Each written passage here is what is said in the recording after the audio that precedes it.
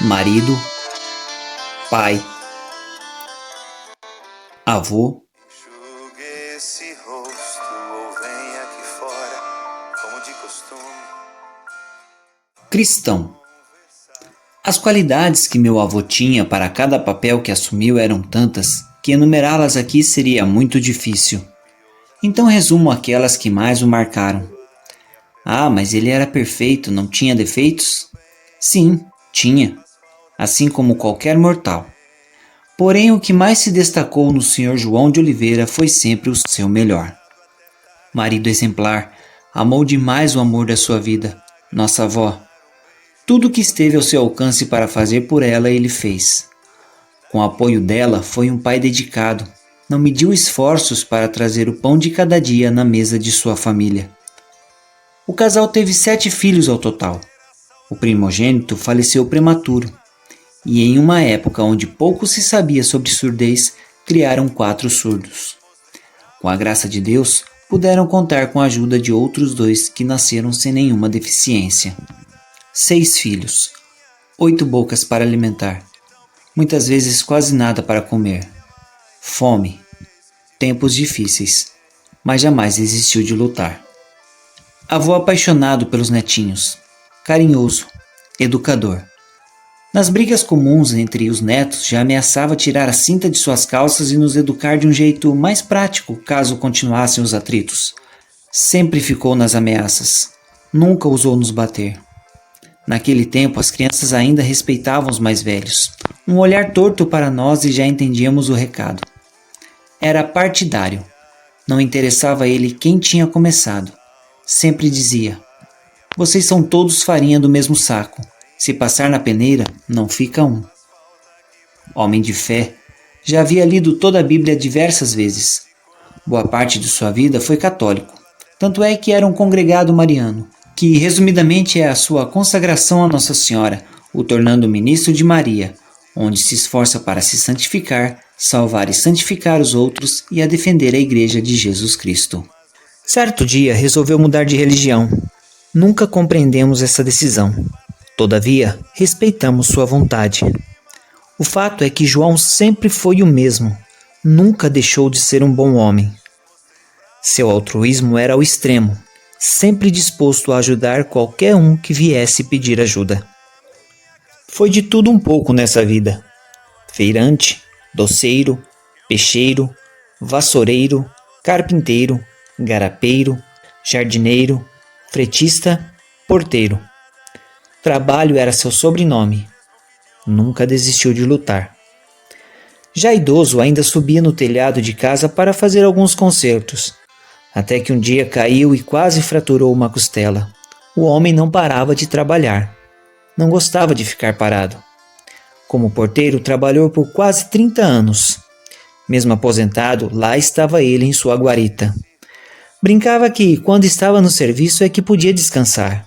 Trabalho em casa e descanso na portaria, dizia. Fez amizades com muitos moradores. Era querido por eles.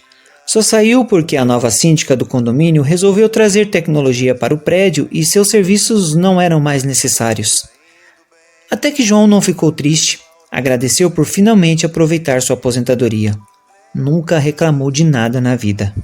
Não gostava muito de festas, mas se sentia bem naquelas realizadas pela família.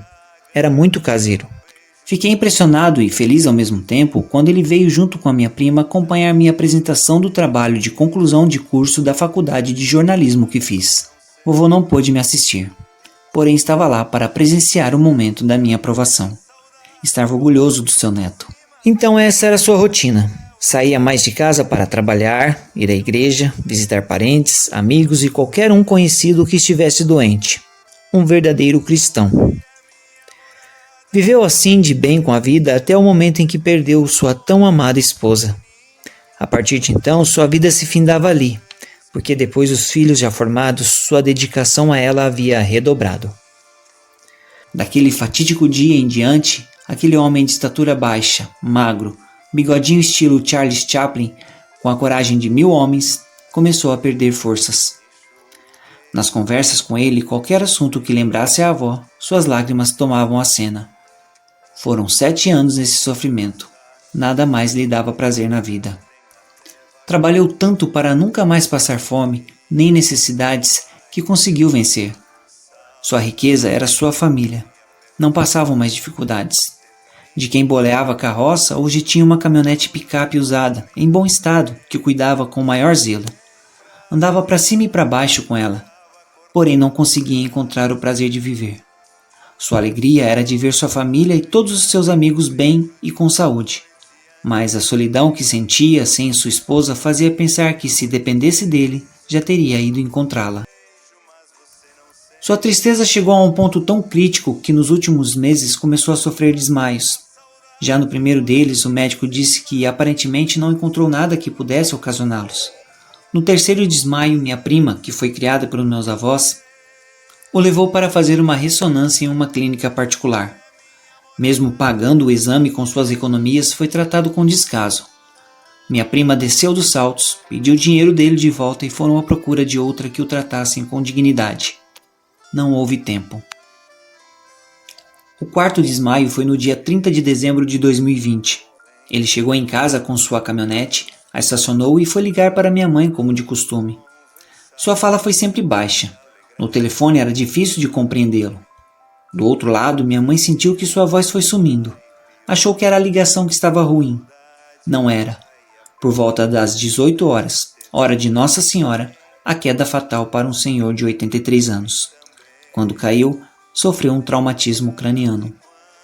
Na casa, meus tios surdos que moravam com ele estavam em outro cômodo, minhas primas trabalhando. De repente surgiu um anjinho de 4 anos, cabelos enrolados, sem asas e com o celular na mão, que ligou para sua mãe, minha prima, pedindo socorro para seu bisavô. Logo após, minha tia surda apareceu para socorrê-lo. Fez uma chamada de vídeo para minha mãe pedindo ajuda. Do outro lado da cidade, mamãe fez o que pôde para ajudá-la nos primeiros socorros. Vovô não estava reagindo. Acordou confuso. Foi levado às pressas para o hospital, onde fez uma tomografia e em seguida foi transferido para a UTI. Pouco antes de amanhecer o dia, teve convulsão, parada cardíaca. Seu quadro clínico começou a agravar. Por volta das 9h30 da manhã do dia 31 de dezembro, João voltou para os braços do pai. Foi finalmente encontrar sua esposa e contemplar a glória de Deus. Contudo, o que nos conforta é que ele finalmente pôde descansar. Em nome de todos os filhos, netos, bisnetos e demais parentes, faço esta homenagem ao Sr. João de Oliveira, o bom samaritano. Sempre acreditei que quando ele partisse iria direto para o céu, pois Deus é misericordioso para com todos os seus filhos, principalmente aqueles que fazem sua vontade, que é amar o próximo. Adeus, meu vô.